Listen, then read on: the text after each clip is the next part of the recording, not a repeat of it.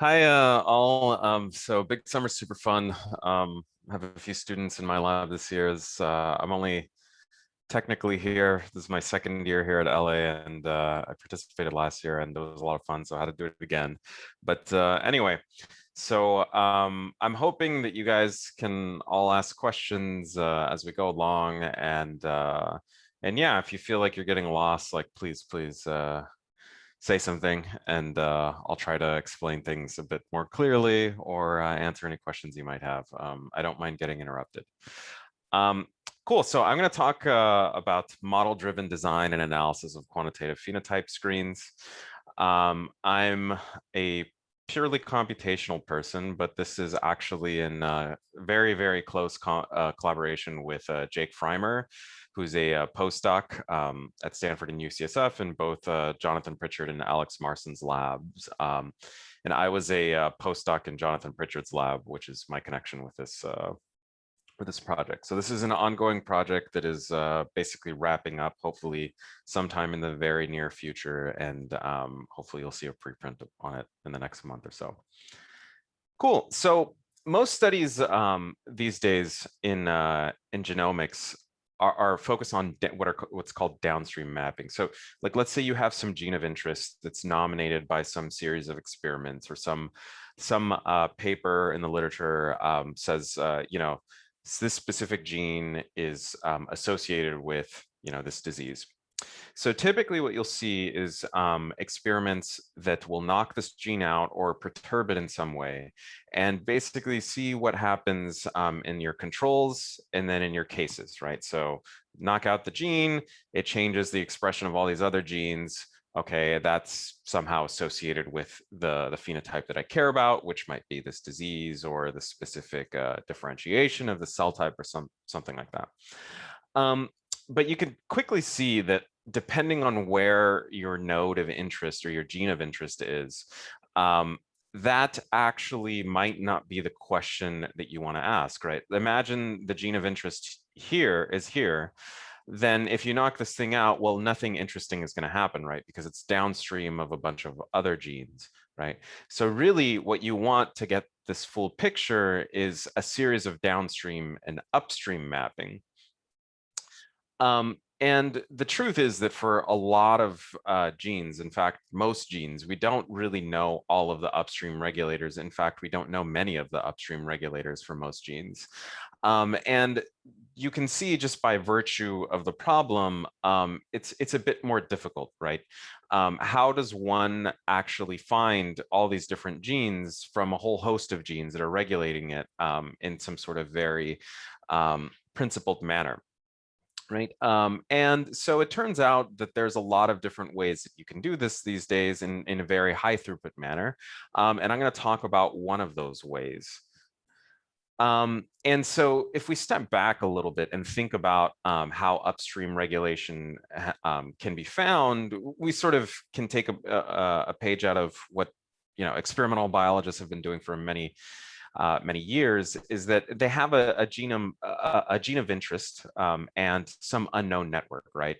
And so what has happened for many years is they say, oh, okay, well, we've looked at the expression of all these different genes, and we know that this gene is strongly associated with this other gene, and therefore what I can do is I can knock out through a series of experiments these different genes and then actually see what happens to my gene of interest. So to just make this a bit more concrete, you can imagine you have some sort of unknown network here, and the normal gene expression of gene C looks something like this.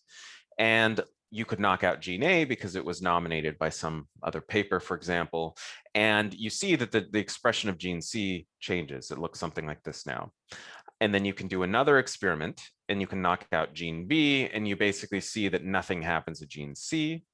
And you can do the same for gene D and note that basically gene B and gene D are very unlikely to be upstream of gene C, right? And so you can do this in a very systematic manner, but this sort of experiments can be quite exhausting and can take quite a bit of time.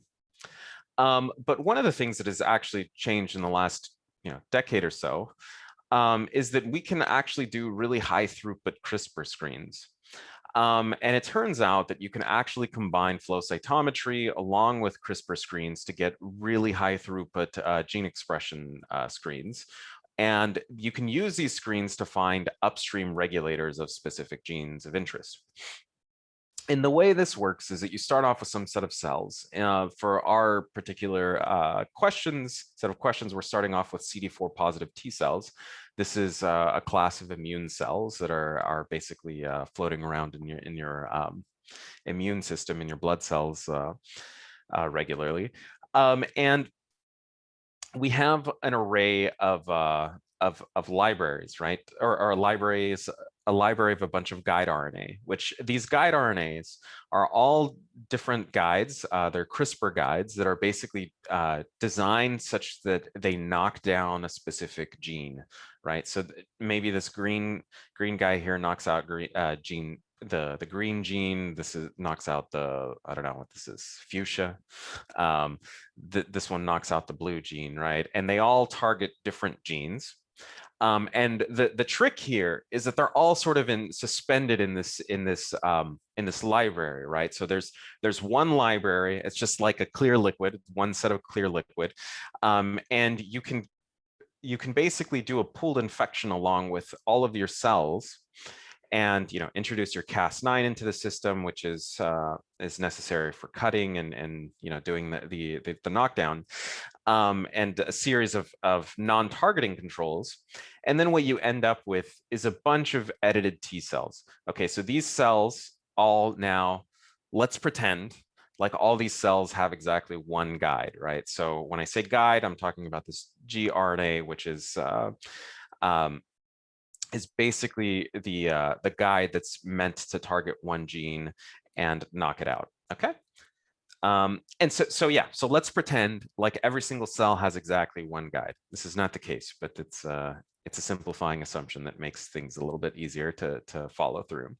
And then you run it through what's called a fax machine. I would normally make a joke here, but I think you guys are too young to get it, so I'm just gonna not say it. But then what the fax machine gives you is basically the total expression distribution of all of these edited cells. And then what it allows you to do is if you do some sort of cell sorting, is it allows you to basically say, okay, for the cells that have this expression, I'm going to put them in this bin. The cells that have this expression in this quartile, I'm going to put them in the second bin, in the third bin, and in the fourth bin, and so on and so forth. And basically allows you to physically separate cells based on their expression. Okay, so now we have two basically data points, right? So one is that the cell was infected with this specific guide, and then that the expression of that cell is somewhere in one of these different quantiles, right? And then what we can do is we can actually sequence these guides, right? So now we're basically doing the problem of figuring out which guides were in which bins. How is the total expression quantified? The total expression is quantified as fluorescence of a reporter. And so you basically need a reporter for the specific gene of interest. It needs to be able to be measured by flow cytometry. Yeah. Okay. So then what ends up happening is, by the way, it's a little easier if you guys just talk. I know it's intimidating, but I'm not keeping an eye on the chat typically because it's kind of hard to see on my screen. So that one I got by chance. But anyway, so what ends up happening is that you physically sort all these different cells or separate all these different cells.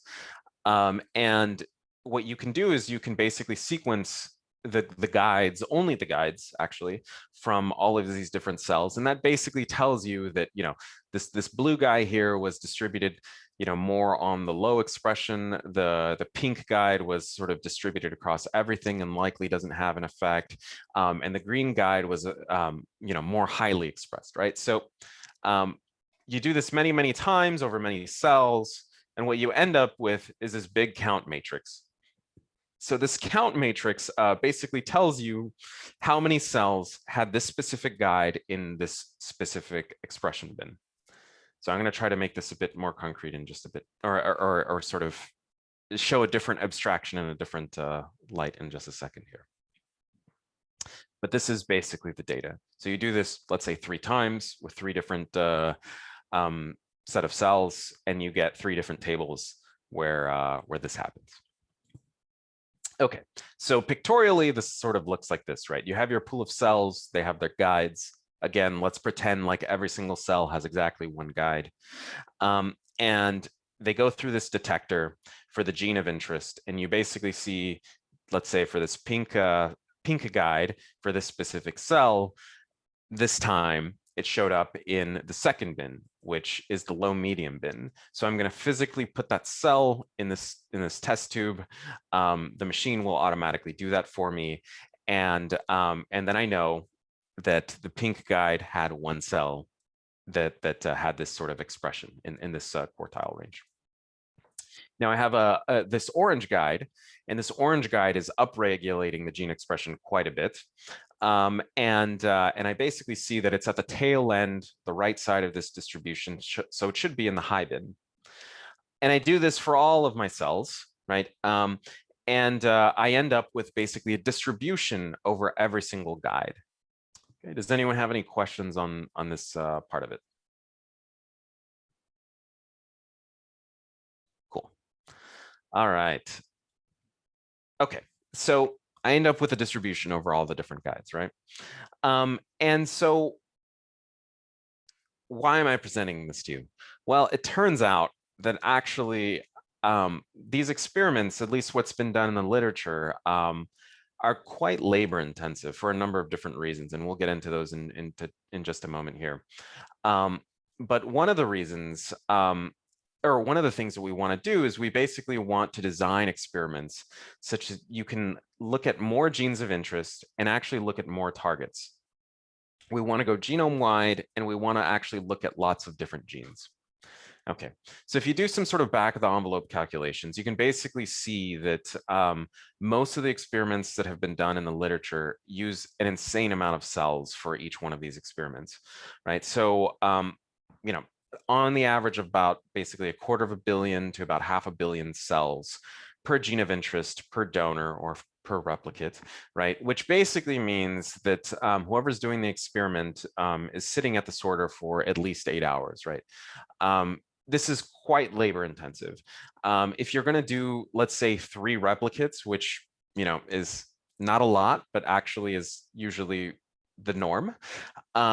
This basically means that, and if you don't want batch effects, you're going to stay at the sorter, you know, all day, right? 24 hours, or maybe you'll have another person come in, and then you technically have a confounder there, but let's pretend like that doesn't happen. Yeah, so you're going to spend a lot of time next to the sorter. You're going to spend a lot of cells. You're going to spend a lot of money on reagents, actually, because these experiments scale approximately in cost with a number of reagents, and the more time you spend at the flow cytometry machine, the more money you spend on reagents, right?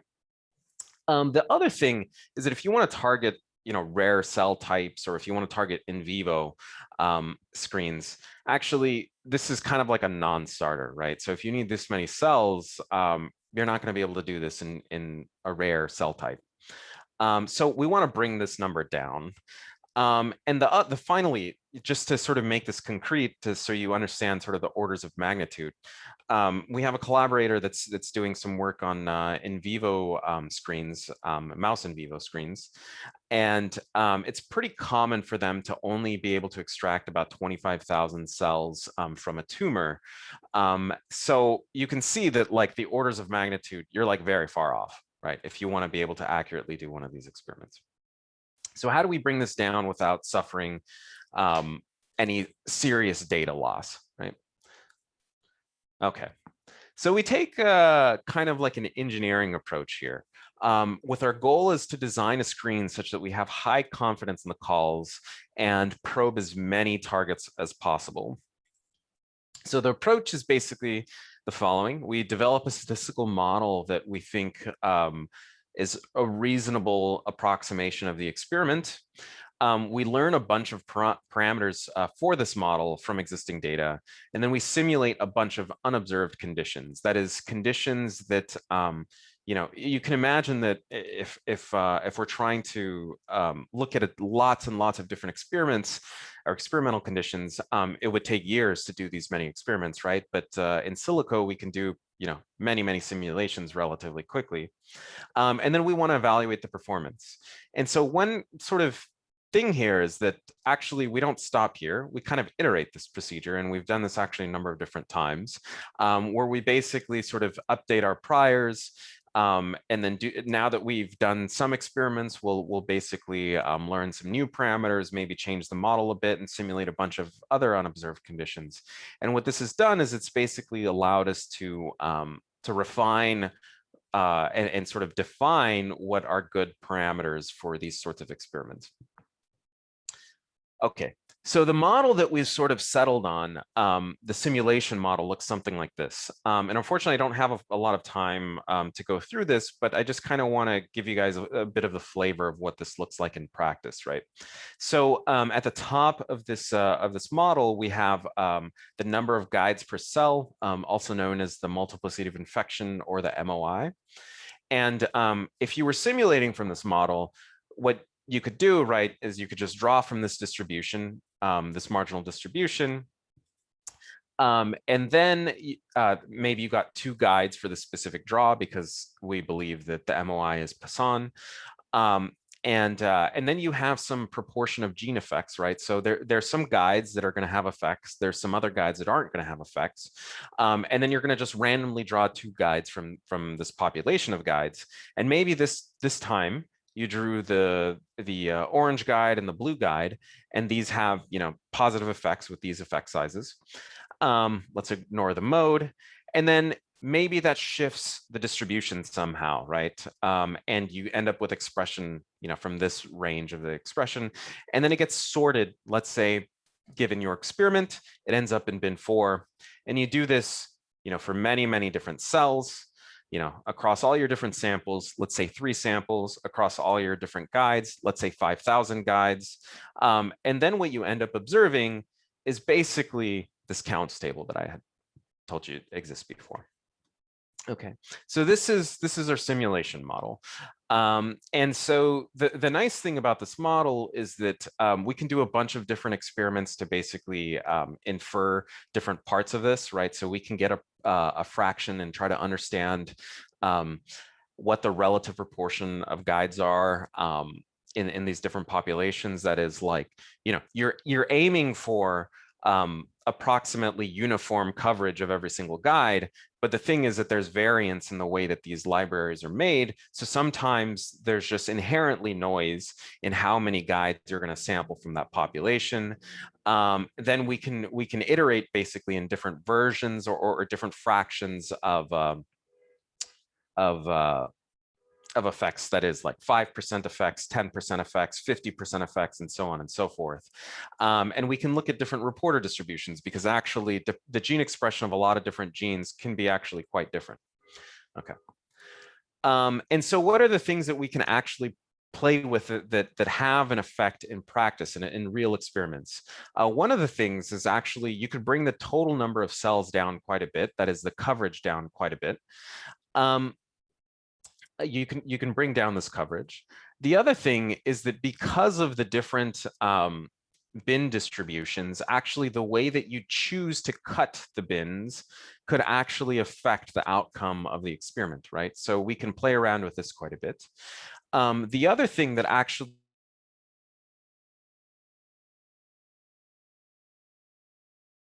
are you expecting to enter each cell? Think I'm having internet issues. Can you folks hear me? Yeah. Okay, great. Okay. Yeah, and so so how many guides are entering the cell? So these are all different things that actually turn out to have quite a serious influence on these experiments. Okay, I think I see that I have a question in the chat. So are there any regularization or normalization steps taken to take into account previous mentioned variation? Which variation are we talking about? Because there's a lot of sources of variance here. I'll give you a minute here, and I'm going to close the window behind I me. think I Oh, was yeah, hi. Yeah, Yeah. I think I was thinking of when you were mentioning how the samples themselves kind of had variance in how they're distributed. Yeah, yeah. Yes. So the thing is that one thing, okay, so I guess I could give you some specifics about how we model that part of it. So we have a different inference model. So that's one thing. This is simply a generative model for the simulations. I'm sort of treating them as two different problems, but they're technically two very, very related problems. And I'll talk about the inference model at the later. But this variation is actually modeled through a Dirichlet. And we learn the relative concentration of the Dirichlet by actually doing a number of these experiments and simply looking at the fraction of GFP positive cells. So yeah, so you can basically learn the relative rates of how much of a certain guide you saw, and then you can simulate from that, assuming it's a Dirichlet. And there's a lot of reasons to think a Dirichlet is a reasonable approximation of this. Thanks for the question. Okay, thank you. Yeah, I did. Okay. All right. So, because this is only a 30-minute talk, I can't give you all the big takeaways, but one of the big takeaways is that more guides per cells reduces the required cell numbers while increasing the sensitivity. And so what that means is that if you can basically overload your experiment by introducing more virus, that is more guides, the relative rate, you basically increase the relative rate of virus towards numbers of cells, you actually are basically increasing the amount of coverage you see for every single guide, right? And so the reason for that is, I think this picture kind of helps. Well, let's start at the top, right? So in low multiplicity of infection scenario, you end up with very few of your cells actually having guides, right? In this case, it's only three out of the 10, right? With some sort of medium MOI, you only end up with some small fraction of the cells having guides. But with really high MOI, you actually see all the guides, and actually at much higher fractions or much higher total counts actually than you do at lower MOIs, right? And theoretically, this is what you would expect. This is sort of relatively well studied in virology, but it's basically the rates of infection of a virus combining into a cell when you give some amount of virus and some amount of cells. And the reason I keep mentioning this, and maybe it wasn't clear from the beginning of the talk, is that actually CRISPR in this case is delivered via a virus, right? So there's a pool of virus, and each one of these viruses has some amount of or it has a guide, and these guides are the ones that are changing the gene expression, right? But basically, you see that as you, even at moderate levels of multiplicity of infection, you have very few cells that have no guides, which means that you have very little waste. But the regime that people have been doing in the past is basically somewhere around like 0.3 to 0.5, because they're sort of aiming to try to get most of their cells having only one guide at most, right? And you can see that, yeah, I mean, like, if for some reason you expect there to be nonlinear effects, that is, these genes basically interact with each other when you knock them out, well then yeah, maybe you should have one guide per cell. But the truth is that because you have so many cells, and there's the probability of having systematic effects, even if there is some sort of epistatic or nonlinear effects, the probability of that happening so much so that it's going to strongly bias your experiment is actually pretty low, right? And you basically see that for the effective coverage, as soon as you increase to, let's say, 1.5 or 2 to multiplicity of infection 2, you basically drop the number of cells per guide drastically to get 500x coverage, which is a pretty big deal, right? And so this is one of the biggest things that you can do in practice to basically bring your set of materials down. Okay, and so what do the simulations tell us? Well, so here's a simulation with 50,000 cells. Mind you, this is like now in vivo territory, right? We're targeting about 1,000 genes with, and we're assuming here that about 10% of those genes have an effect. On the x-axis, we have the true-false discovery rate, and on the y-axis, we have the sensitivity. That is the fraction of things that we actually captured of true effects, right? And because it's a simulation, we know that the total number of effects. And you basically see that when you're in a low MOI setting, of 1 or 2, you have very little hope of capturing anything real, right? There's no sensitivity with relatively low MOI. But once you start bumping up this MOI a bit, you actually see that you start capturing a fair amount of this distribution, right? And it's important to note, right? Like, why aren't we here at the top left-hand corner? You're looking at like 3 experiments with 50,000 cells.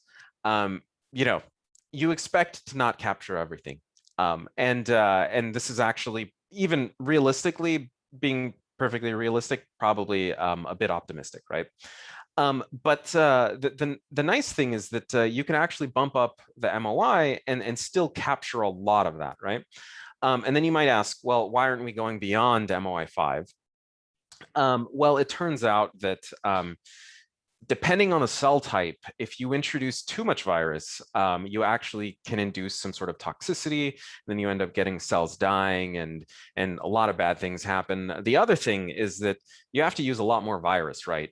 At some point, you've created a different problem, right? Where now you have too much virus, and you're engineering a ton more virus. You want to find the happy medium, basically. Not too much virus, not too many cells, and very little toxicity. So the toxicity, is my understanding, depends on the cell type. But this is also something that people really don't know widely for every single cell type, and is expected to change. Okay, so this is in theory, right? In some sense, in theory, this is the simulation model. But then we went and and did this experiment with approximately MOI 5, right? And we also had something with very high sensitivity, another experiment with very high sensitivity. And so we actually were able to capture 73% of the things that we validated in the high sensitivity case, along with a lot of other effects, right? So on the x-axis, we have the high coverage effect size. On the y-axis, we have the high multiplicity of infection effect size. This is using only like 1 million cells or something like this, as opposed to this 250 million cells. And we're basically able to capture a lot of things. There are some things on the margin here that that we weren't able to capture from the high coverage that we did capture with the high MOI. But again, a fraction of the materials, less than an hour on the sorter, a lot less work to do the experiment, which means that you can do more genes, right? And the other thing is that there's this other population of things that we actually capture in the high MOI that we don't capture in the high coverage. So we're still trying to figure out if this is noise or if this is real, but if you believe the simulations, these actually should be real. Okay, so this is the real data to back this up. So we've done this for a series of different effects, but like I said, we don't have that much time today, so I'm going to go ahead and jump to the inference. So how do we analyze data from these sorts of experiments? So basically what I showed you was, a forward simulation. I'm pretending, I had previously pretended when I made these figures that that we just sort of have an oracle that gives us the answer, right? We give it the data and it spits back. Well, that oracle was developed also by us. And I'm going to show you that model in just a moment here. Okay, so what are our goals? The goals in inference are a little bit different than the goals for a generative model. We want to identify guides that change the reporter, that is the gene of interest distribution. And so one caveat here is that CRISPR doesn't work perfectly, right? And different guides are going to have different effects, even for the same gene, right? So sometimes guides just don't work. And so to sort of protect against this in experiments, people have multiple guides per gene, typically. You're typically looking at somewhere between 3 and 5 guides per gene. Targeting per gene. So these are 3 or 5 different guides that are going to be integrated into different cells, at different times. But they all target the same gene.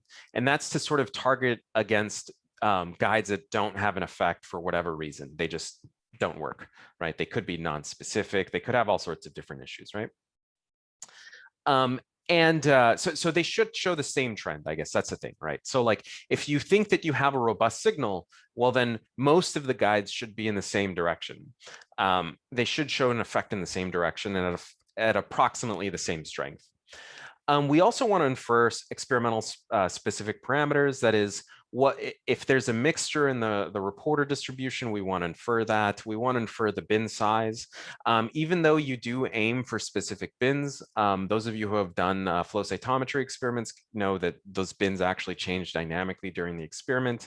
And even though you're aiming for something, it actually could change during the experiment. And you're very likely to have experiments with different bin sizes, right? Just by virtue of the experiment. And then, you're going to have a different guide-specific variance and so on and so forth, right? There's lots of different parameters that are nuisance parameters that you still need to do valid inference. And then finally, we want to be a flexible to experimental design, right? So optimal binning might actually change on the reporter distribution. Maybe you did an experiment at the beginning and you realized that the binning didn't work out for whatever reason. You thought that it should work in theory, but then it changed. You decided to change it because you noticed a different population of cells in a different experiment. And so you have 2 very different binning strategies. We want to be robust against that. Okay. And finally, we want to be well behaved in small sample sizes. It's very common to do only 2 or 3 replicates of these experiments. Mind you, just a reminder is that these are in fact they're screens, right? So basically, you do this so that you can nominate something for different independent validation. This isn't like the end of the line. You basically do this to do a bunch of other experiments, right? So you don't want to spend a ton of money, a ton of time, with many replicates. It's pretty experimentally justified to not do a lot of replicates for this case, right? You want the least amount that you can still get signal for. Okay, so I don't have time to talk about the model, but the model exists. It's pretty big, a big hierarchical model. And I kind of want to highlight a few things that I think are important about this model. One of them is that we have a parameter here that's a total proportion of gene effects. That is, we're trying to learn how many effects you expect in the experiment, right? So this allows us to enforce sparsity if need be, right? So, if there's 10% of the effects, we basically say that we're only going to allow 10% of the gene indicator parameters to basically vary, right? And this is sort of, if you're familiar with Bayesian sparse variable regression, it's sort of the same trick there. The other thing is that once we decide that we're going to have an effect at this specific gene in the sampler, we basically draw a gene level effect. That is, there's sort of like, we're pretending like there's an unknown gene level effect that all of the guides are sort of, they should be distributed around, right? And then once we draw that gene level effect, we independently vary the guide effect, right? So now this is what is going into the cells and actually doing the cutting and doing the knockdown. And we're basically saying that those guides can do whatever they want such that they're sort of averaged around this guy. You'll note that some things are out of the plates here. That is the gene variance and the guide specific variance. And this basically allows us to pool the estimators or to shrink the estimators towards this specific values such that we can learn all these parameters. Because if we didn't, right, there would be one one of these parameters for every single gene, one of these parameters for every single guide, and you basically can't have that many parameters in the system. It'll become underdetermined, right? Okay, so this is sort of on the gene level effects, right, and the guide level effects. But we also allow the bins to independently vary. That is, we have different cutoffs that are learned through the entire sample, but for each sample for the bin distribution. And then we also allow there to be sort of a variance that is sort of mixing around the same thing for all the different samples, right? So there's sort of like a population level wide variance, and then there's the dispersion that's sample specific dispersion.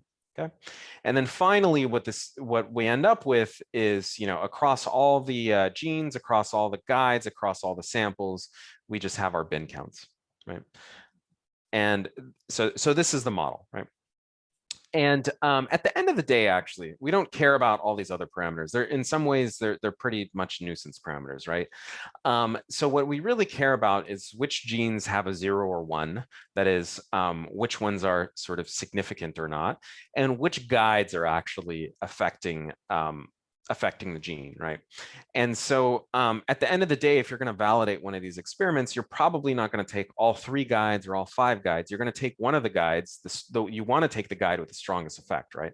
So we need to infer this parameter, and we need to infer this parameter at the least.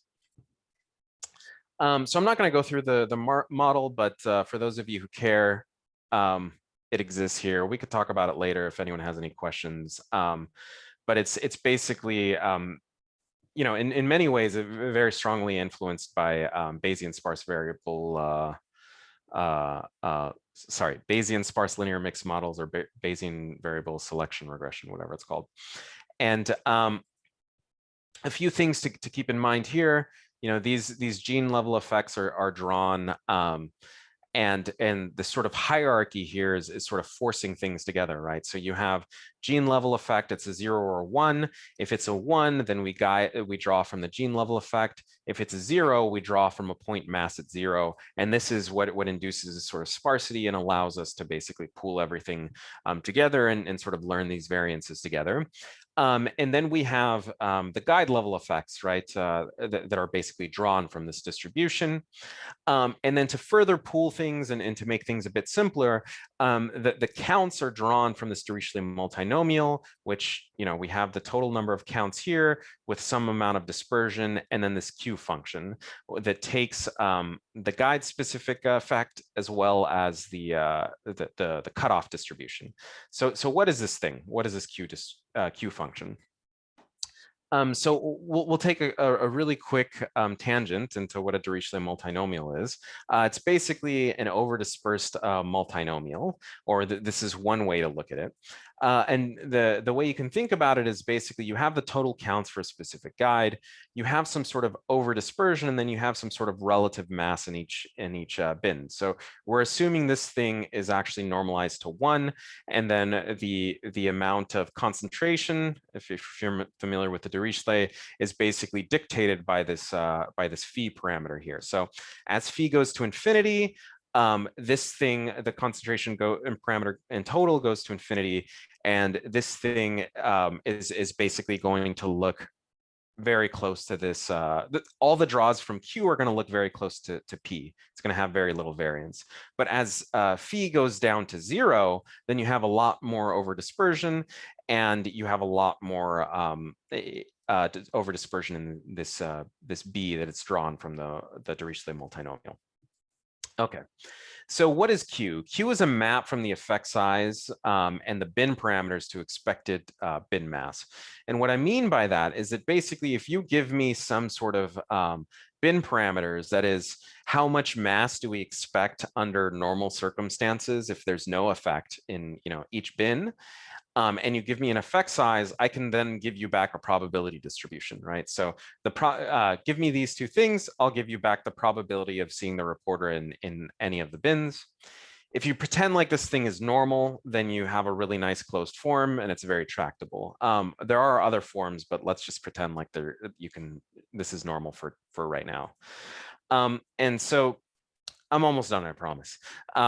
So one thing that you can imagine is that this model is kind of a form of density estimation with overdispersion. So this is some sort of intuition about the things that we're trying to learn. So the expected null distribution might look something like this, right? So that means that there's no effect for all these different guides. And overall, we expect there to be 25% of the distribution in each one of the bins, right? And so what that looks like in the model is that basically you have uniform mass over P with some amount of overdispersion that's dictated by the experiment, right? And you also have your psi here is sampled at 0. That means there's no gene level effect, which inherently means that your offset is going to be 0 because there's no gene level effect. And you would sample from the Dirichlet, you would sample from the multinomial, and then you end up getting some sort of bin distribution that might look something like this, right? So maybe this is what the experiment looks like. And then the parameters that are most consistent with that we infer from doing some sort of MCMC will be something like this, right? Now, if there's an effect, the alternative distribution might look something like this, right? So you have less mass towards the left and more mass towards the right. And here, the parameters that we infer are different, right? So we infer psi to be 1. That means there's a gene level effect. And we infer there to be an effect of, let's say, 0.8. And that means that the mass here should look different, right? It should look something like this. And this is what the Q function is giving us. This is the map that the Q function is giving us. And we draw from the Dirichlet multinomial again. And maybe the counts look something like this. Okay, and again, these would be the parameters that we would infer given to be the most likely from this data. And so in practice, we infer this using MCMC. Don't have time to talk about the specifics, but if you guys have questions, we can answer them. Been playing around with a lot of different things. MCMC seems to be the most robust. It's actually pretty quick because even though there's a lot of genes, actually, with some tricks, you can make this thing converge relatively quickly. It looks about an hour for a chain to converge, 4 chains, even if you're running sequentially, 4 hours. It's pretty tractable for a reasonably sized experiment. But the last note I want to make is that Bayesian models allow us to sort of do close inspection of the top hits, right? So if we sort of drop this assumption that we care about p-values and we simply look at this parameter called the posterior inclusion probability, what we can do is we can start looking at things that are on the margin and basically say, what looks, why is this gene having an effect like this, right? And so actually, just a note, this is on real data here, and a lot of these top hits here have been validated. So this is actually where I had the sensitivity analysis for the high MOI from the same data set. But what you can do is you can look at this and say, okay, so like these were pretty confident, all the guides agree, blah, blah, blah. What about this guy, right? This guy on the margin has a lot of variance. Why wasn't it included in the model all the time? Well, then you go and you look at the guide-specific effects from the sampler, and you basically see that 3 of the guides are concordant, and 1 of the guides has no effect, right? So this guide had very little effect on average, but this other guide had a really, really strong effect. So if you actually felt like doing something reasonably justified, you can say, okay, even though this thing didn't pass our FDR threshold, I'm going to go look at this thing because, it biologically has a reasonable, pathway from other things. And I'm going to look at this guide and do some experimental validation, some orthogonal validation of this thing. Okay. And so what are the main takeaways from this? Experimental design can be optimized with a model-driven approach. We use a number of different approaches here. Modeling the underlying experimental procedure gives you power, additional power. And finally, I didn't really talk too much about this, but we can if anyone has questions. Basically means you can look at more targets and use less material for comparable effects. So you can go genome-wide. We have some experiments doing this. Like I mentioned, we also have collaborations going in vivo. You can also look at many more genes of interest. do these a lot more functional experiments for the same amount of effort or slightly less. And just want to say thank you for your time. These are my external collaborators. Thank you to funding. If you want to get a hold of me, send me an email or find me on Twitter. And finally, I'm looking for graduate students and postdocs. I'll more than likely be on admissions this next year. So if you folks are like seniors wrapping up your projects and looking to do a PhD at UCLA, and first of all, send me an email and let's talk. I think we're doing some sort of advising hours. I don't know if you guys know this yet, but I signed up for these advising hours. So you could come find me during my advising hours. And I think they'll send out an email soon if they haven't already.